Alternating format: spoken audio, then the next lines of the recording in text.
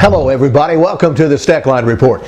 Well, they're finally after it in Washington, talking Farm Bill. House Senate Conference Committees got together last week, one day, a lot of discussion, no action, and some of them are off on vacation again. So when's the next session going to take place? Anybody's guess, but we've got some things going on behind closed doors that we'll talk about in about 60 seconds. I first got started in the cattle business. My wife and my father-in-law got me into it. I love dealing with the animals and being in the outdoors. At American Ag Credit, I know a lot of them are in the same business that I am. Therefore they understand what I need and what problems I'm against, so they can work with you on it, and it makes it much easier. It's been passed down to me through the generations, and I want to pass it on down to the next generation or two.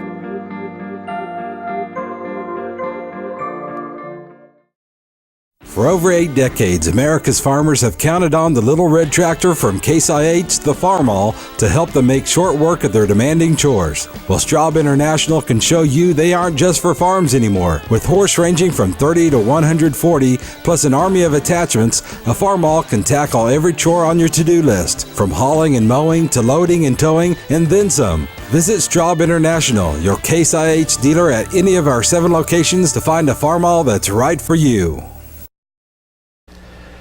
Well, folks, the House Ag Committee ranking member Colin Peterson says he thinks we'll have a farm bill put together by Thanksgiving. Of course, he said a lot of things in the last several months to try to get things put together.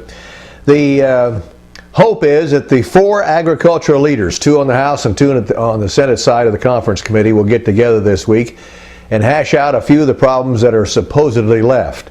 Now, the House is out this week on vacation. The Senate's in session. So Peterson says he's asking Lucas to come back, so they would be the 2 on the House side. And of course, Stabenow and her people over on the Senate side are in business. Now they can talk.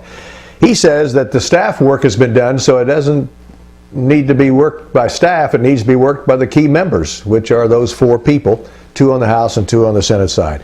We'll have to wait and see. The rumors that we're hearing is, of course, what are they doing with the food stamp program? On the size of the cut, Peterson says Stabenow has told him she can't go double digits, which means $9 billion is the upper limit of the cut. If members think of the $11 billion cut over 3 years that goes into effect as the Recovery Act stimulus expires, that would total $20 billion. The amount that the House Ag Committee approved, but the House rejected as too low. The final bills that are passed by both chambers are $35 billion apart. Yeah, the Senate passed a $4 billion cut over 10 years. The House passed $39 billion. So that's going to be the sticking point, as I've told you from day one, of getting a farm bill done. I'm not sure it can happen. Peterson says it's going to be difficult to get the Democrats to accept $9 billion cut.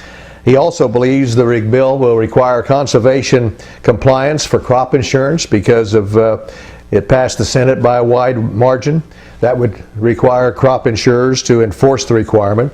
It would not, by the way. He also said the conferees will have big battles over payment limitations and the commodity title, and I'm sure that's right.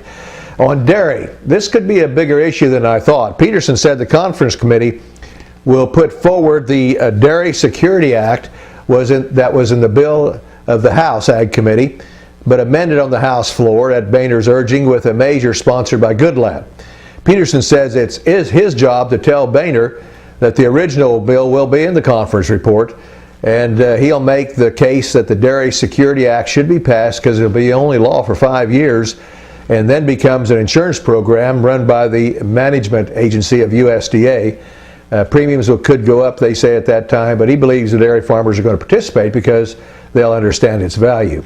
But they will not, supposedly, according to Peterson, accept the Goodlatte amendment because that would put the government on the hook for millions of dollars. And so that is kind of a toss-up mess right there with the dairy folks.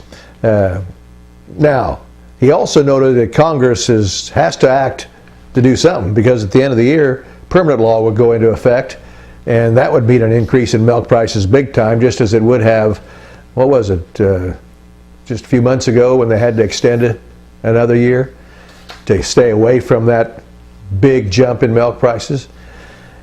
Well, that's something that they're going to have to discuss with the Farm Bill.